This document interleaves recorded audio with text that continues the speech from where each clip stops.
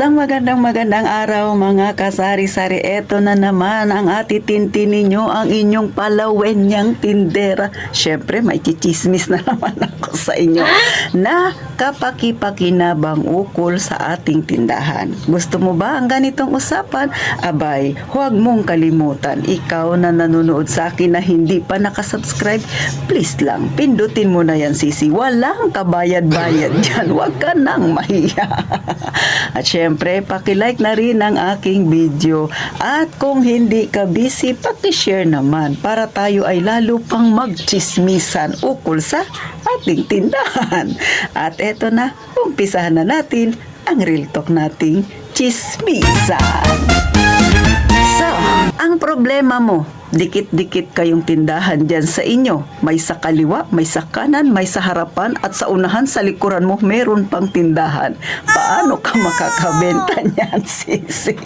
So, ito ang mga simpleng tips na titintin na pwede mong gawin para kahit papano makabenta ka pa rin, mga kasari, at kahit papano lumaki-laki ang iyong kita.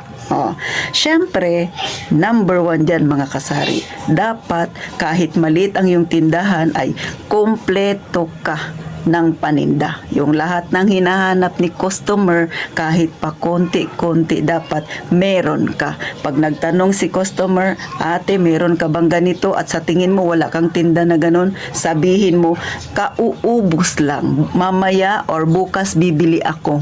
Ganun, mga kasari. Huwag mong sasabihin kay customer na hindi ka o na wala kang tindang ganun. Sabihin mo, kauubos lang.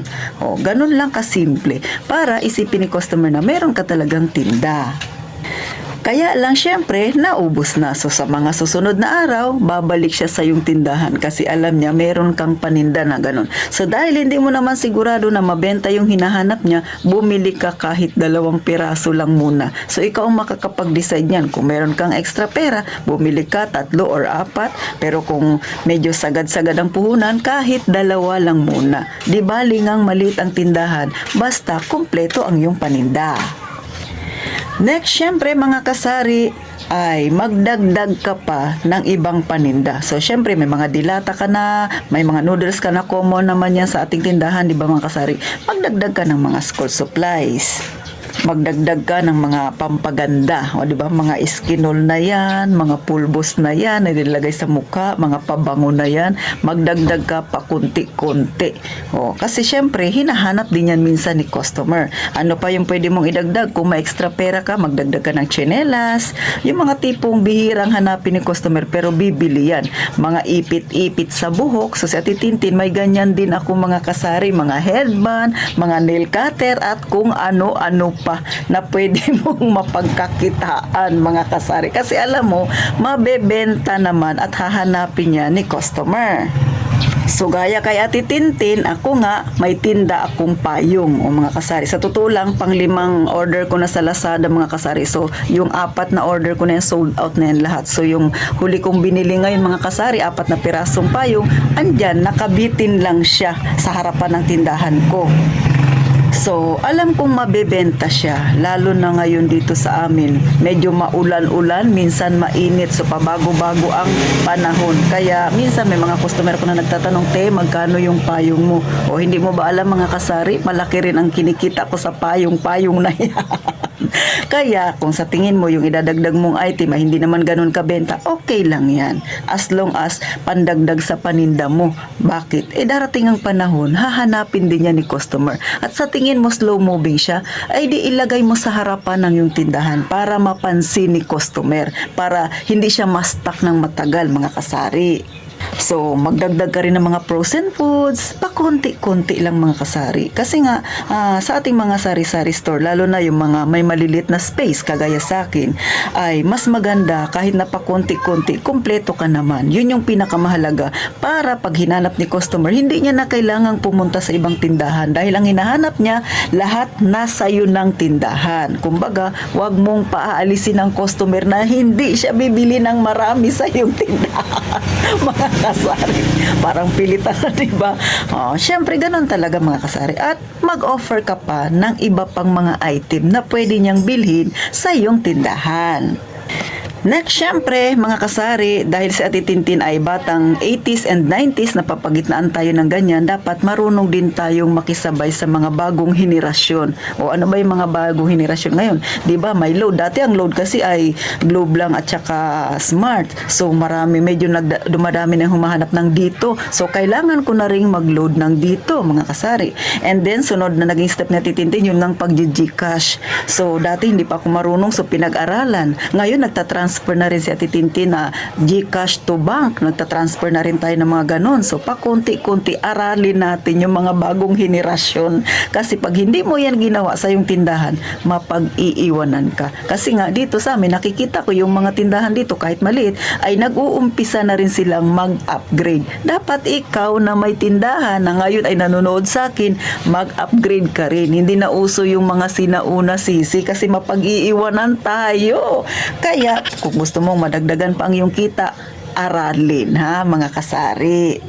Next, syempre doon mga kasari, ang importante din ay dapat huwag ka masyadong mataas magpatong. Pag masyadong mataas ka magpatong, iniisip mo, ay kasi Atitin, para malaki ang kita ko. Malaki nga ang kita mo. Hindi naman halos pupunta sa'yo yung customer kasi makikilala ka nilang mataas ka magpresyo sa yung paninda. O iniisip mo kasi gusto mong mabawi ka agad ang puhunan mo. Ay paano yan? Ha, lalangawin ka na. Syempre, dikit-dikit kayo dyan. Ang customer, hahanap yan ng tindahan na magiging swak sa budget niya. Ay ikaw ito, pataas-taas ka dyan ng presyo. Sinong bibili sa'yo? Lalangawin talaga ang tindahan mo. Kaya kung gusto mo na magkaroon ka ng mga suki, ng medyo maraming customer, ay dapat tama lang, nasa level lang ang pagpatong ng iyong patong sa paninda, mga kasari. Huwag naman sobrang baba, huwag din sobrang taas. Yung tamang, kumbaga win-win situation. Panalo si customer dahil nakuha niya yung gusto niya sa tamang halaga, at syempre ikaw dadami rin yung customer mo dahil alam mo, saktong-sakto lang ang ipinatong mo sa yung paninda. So magiging fast moving halos lahat ng paninda mo. Kaya tinatawag nating win-win situation. Syempre pinakahuli sa lahat, huwag kakalimutan dapat ay kalmado ang tindera. Dapat laging nakangiti ang tindera. Iwasan mong magsimangot sisi kasi masisira ang araw ng customer mo pagtingin niya sa mukha mo, sambako lang mukha mo. Yung tipong lungkot ka, parang pasan mo ang daigdig. Kaya nga lagi kong sinasabi, yung personal mong problema, huwag mong dadalhin sa yung tindahan. Ha? Mga kasari, dapat always happy. Maganda tayong makipag-usap sa customer. Pag wala yung hinahanap niya, marunong kang mag-offer pa ng ibang item. Huwag mong paalisin talaga si customer na hindi siya bibili sa yung tindahan. Kumbaga, marunong kang makipag-usap. Ha? Marunong kang makipagkapwa-tao. Pero syempre, iwasan mo ang magpautang. Pero syempre, hindi naman maiiwasan minsan na meron talagang mga customer na super duper kulit talagang mangungutang. Pero kung hindi talaga maiwasan, mga kasari, ay lagyan na lang ng panuntunan kapag nagpautang ka.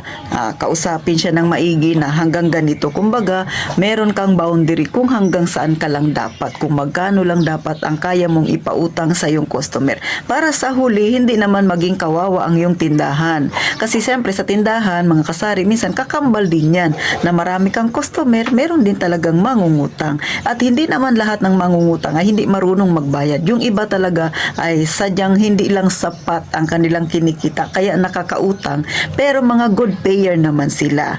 So hanggang dito na lang si Ate Tintin sa mga baguhan pa lang sa pagtitindahan at nag-uumpisa pa lang, at syempre yung nangangarap pa lang na magkaroon ng tindahan, ay naway makatulong ito sa inyong mga kasari. At syempre pa, gaya nga ng palagi kong sinasabi, mag-iingat tayong palagi, mga kasari.